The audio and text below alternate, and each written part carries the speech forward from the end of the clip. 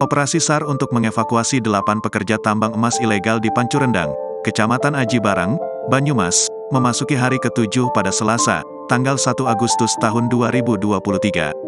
Hingga hari ke-6 operasi tim SAR evakuasi 8 penambang emas yang berasal dari Bogor itu belum ada tanda-tanda titik terang.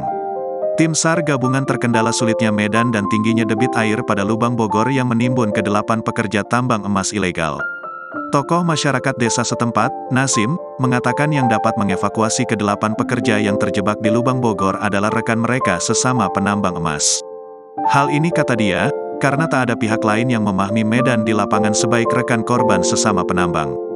Yang bisa menyelamatkan adalah para penambang lain yang benar-benar tahu medan, katanya, saat ditemui tribunbanyumas.com, pada Sabtu, tanggal 29 Juli tahun 2023, lalu. Nasim memperkirakan para penambang yang terendam air ini juga kesetrum atau tersengat aliran listrik.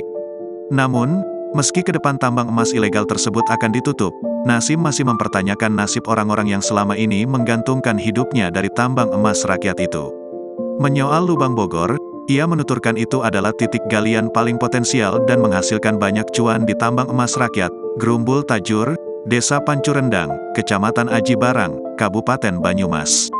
Lubang Bogor baru menjadi salah satu primadona galian tambang yang paling menghasilkan. Nasim mengungkapkan di lubang Bogor sudah beroperasi selama kurang lebih setengah tahun. Tidak heran penghasilan dari dalam lubang itu sangat menjanjikan. Di lubang itu pernah ada dari 1 kilo material nilai emasnya ada yang setengah kilo, katanya. Jangan lupa subscribe, share, komen, dan like ya!